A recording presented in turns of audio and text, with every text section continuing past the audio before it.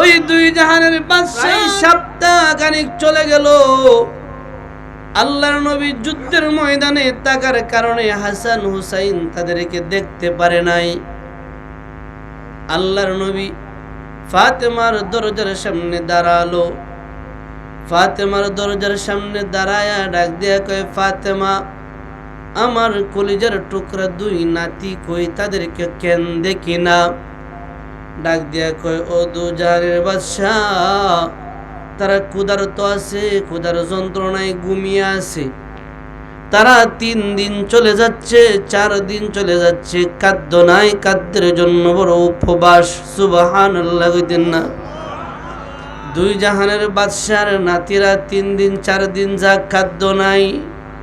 ফাতেমা দাঁড়ায় দাঁড়ায় কান্দে আর বলে, আব্বু, তোমার দুই নাতি ফেরের ক্ষুধার যন্ত্রণা, ঘুমের ঘরে ঘুমায়। 3 দিন হয়ে গেল, 4 দিন হয়ে গেল, খাদ্য নাই। বলেন তো, নানা হিসাবে যেই নানা নিজের কলেজের চাইতে আরো বেশি ভালোবাসে যে হাসান হুসাইন রে, ওই নানা কি হাসান হুসাইনের খাদ্য নাই? এই কথাটা শোনার পরে কি বরদাস্ত করতে পারে? আল্লাহর নবীর সাথে ছিল পয়গম্বরের একজন ছোট সাহাবী মুআজ। সাহাবীটারে বলে, ও মুআজ, চলো আমরা কাজের জন্য বাইরে হয়ে যাব, আমরা ময়দানে যাব, মানুষের বাড়িতে কাজ করব, উপার্জন করব, হালাল খাদ্য ইনকাম কইরা আমি নিজে খাবো, আমার কলিজার টুকরা নাতিদেরকে খাওয়াবো। সুবহানাল্লাহ।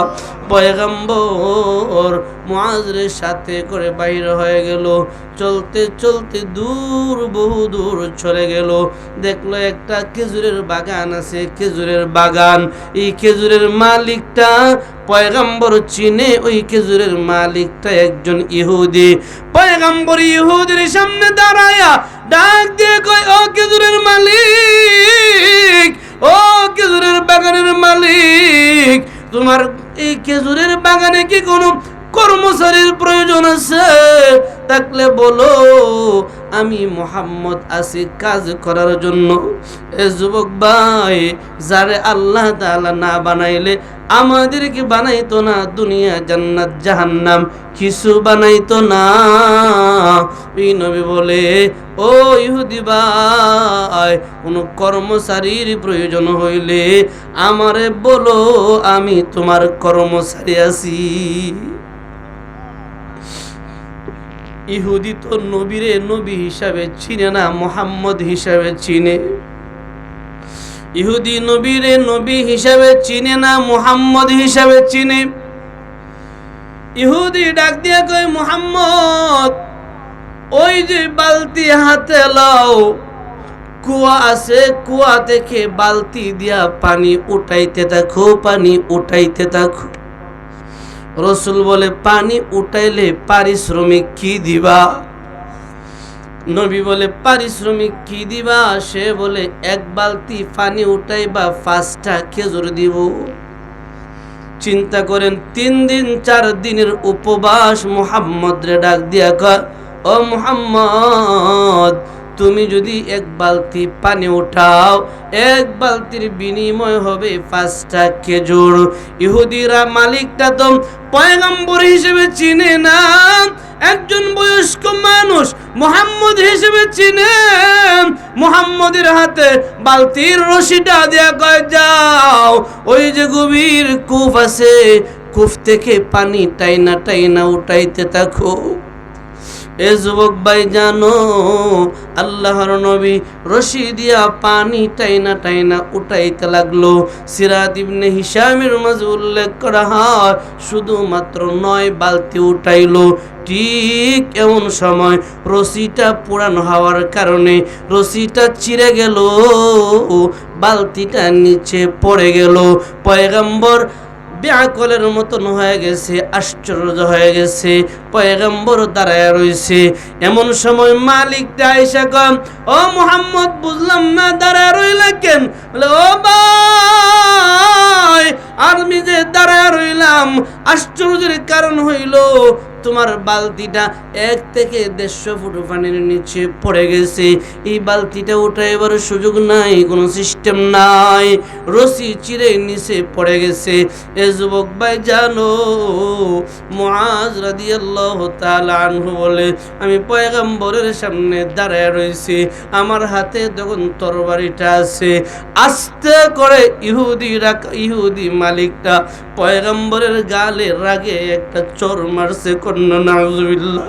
আমার পয়গম্বরের গালে যখন চর মারছে, আমি বরদাস্ত করি না, ডাক দিয়া বললাম, ওগো আল্লাহর নবী মুহাম্মদ, শুধু অনুমতি দাও, যে হাত দিয়া তোমারে চর দিছে এই হাতটা তারা দেহ থেকে আলাদা করে দেই, কাল্লাটা আলাদা করে দেয়।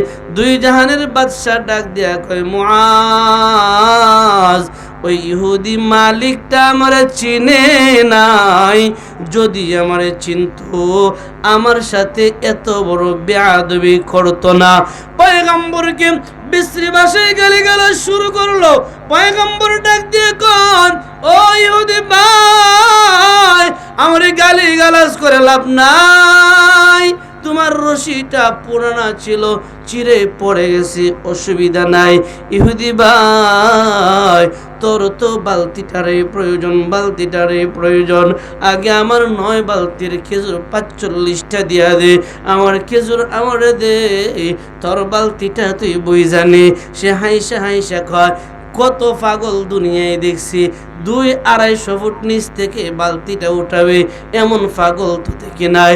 বলেন তো, রহমাতুল লিল আলামিন যদি বলে বালতিটা উঠবে, দুনিয়ার কেউ নিচে রাখা সম্ভব?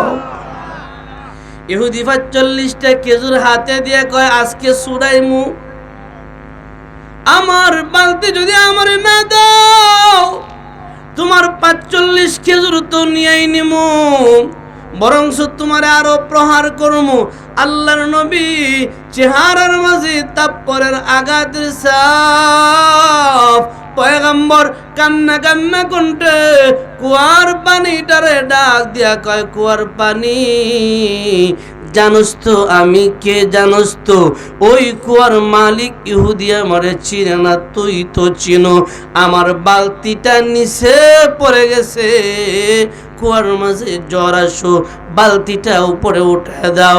ইহুদি মালিকটা তাকায় দেখে 2 থেকে 250 ফুট নিচের পানিটা মুহূর্তের ভিতরে উপরে উইটা গেছে।